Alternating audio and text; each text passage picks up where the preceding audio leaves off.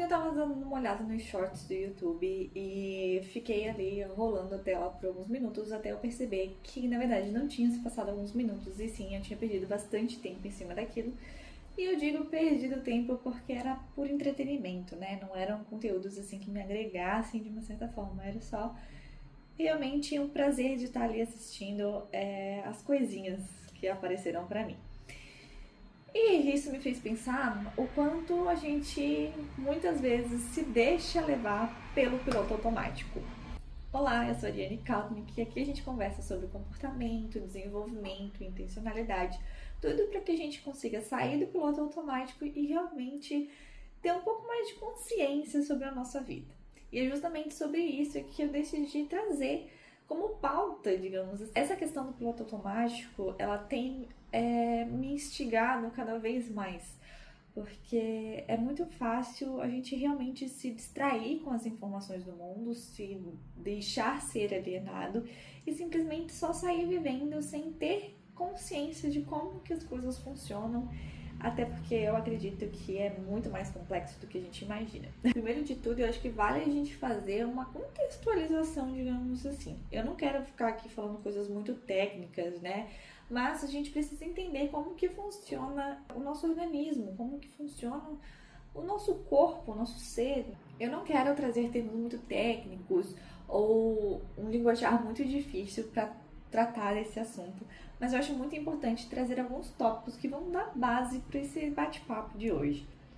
Há um tempo atrás eu li o livro Rápido e Devagar, Duas Formas de Pensar, do Daniel Kahneman. E esse livro me abriu muito a mente sobre como realmente funciona o processamento de pensamento do nosso cérebro. E não que seja uma verdade absoluta, porque sempre estão sendo feitos mais estudos em cima disso, e eu sei que o nosso processamento cerebral não se resume só nesse livro, mas ele traz uma abordagem diferente para que a gente consiga entender como funciona o nosso cérebro, basicamente.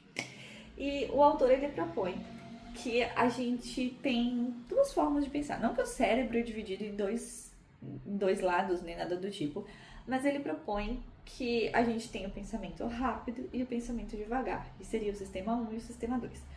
O pensamento rápido é aquele mais automático, mais automatizado, que está muito relacionado aos nossos hábitos.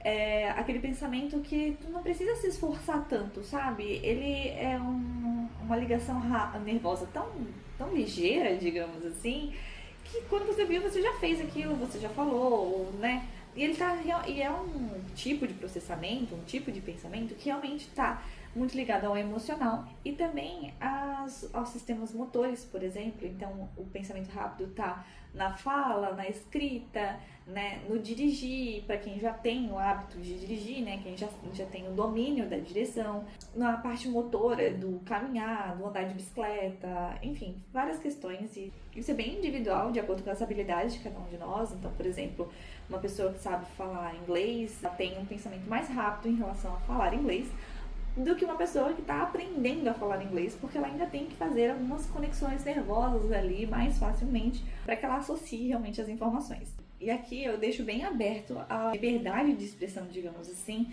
nas partes mais técnicas efetivamente do que eu estou explicando. Então, por exemplo, talvez não sejam ligações nervosas, sejam outros tipos, são sinapses, na verdade. Eu só estou trocando o termo aqui para ficar mais fluido no nosso bate-papo. Mas daí vocês deixam, é só para realmente ilustrar o que eu tô querendo falar, sabe? Além do pensamento rápido, a gente tem o lado do pensamento devagar, que também é proposto pelo Daniel Kahneman, que é a parte em que o cérebro demora um pouquinho mais para processar, digamos assim. Então, é um pensamento mais complexo, é quando exige um pouco mais de raciocínio lógico, que a gente precisa parar, refletir efetivamente por aquilo. Você gasta mais energia, né?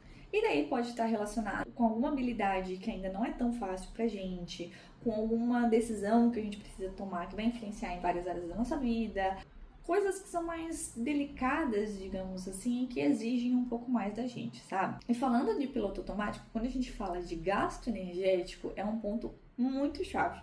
Porque pensa comigo, a gente se alimenta e esse alimento que entra na gente, ele é distribuído, né? Ele é fragmentado, digamos assim, em diversas partes e distribuído o nutriente dele, além de fazer outros processos ali no nosso organismo, né? Mas esses nutrientes, uma parte deles acaba sendo como um combustível para o nosso organismo.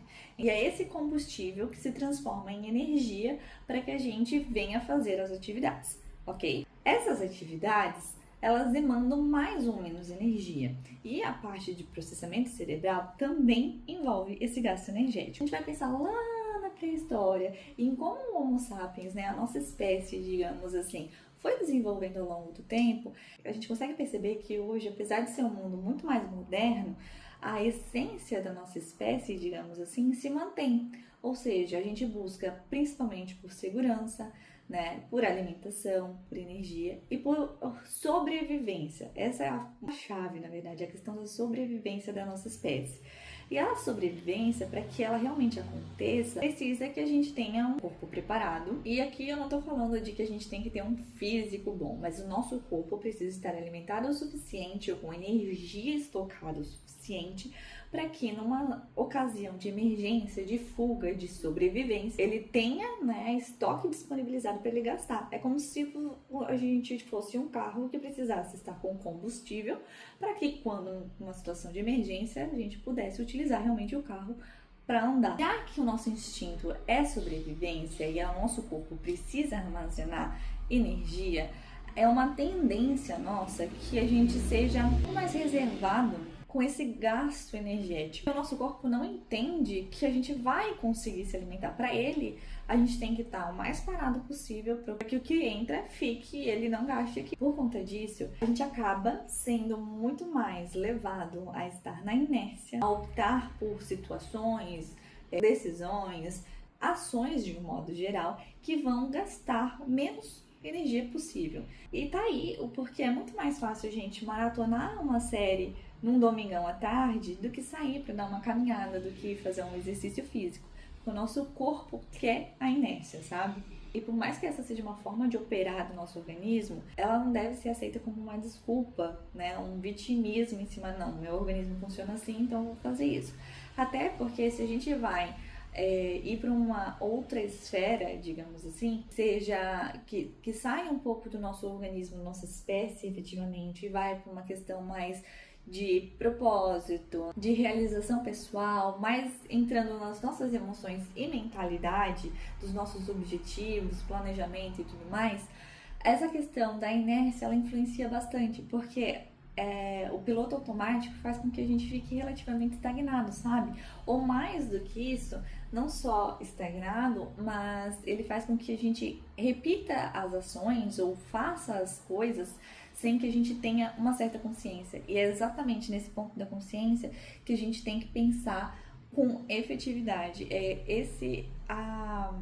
A virada. Sair do piloto automático não é necessariamente a gente tomar as rédeas da situação. Claro que tomar um posicionamento sobre a nossa vida, colocar a nossa vida em movimento, mas aqui o que eu quero trazer é que o controle efetivamente de todas as situações a gente nunca vai ter, porque o mundo é mais complexo do que a gente imagina, né? Mas além de a gente querer ter o controle da nossa vida, é uma questão de a gente ter consciência sobre as ações que a gente toma, sobre as decisões que a gente faz, sobre o nosso dia a dia e sobre o mundo em torno do que a gente tá.